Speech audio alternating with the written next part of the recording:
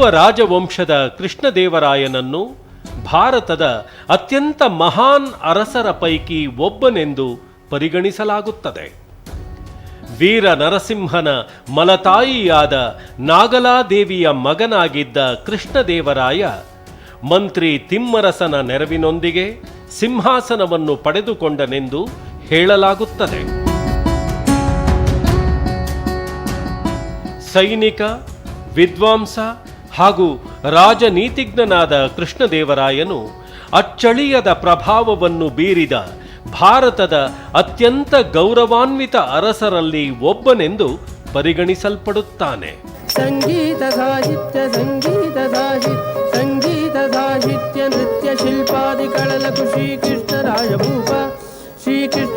ಭೂಪ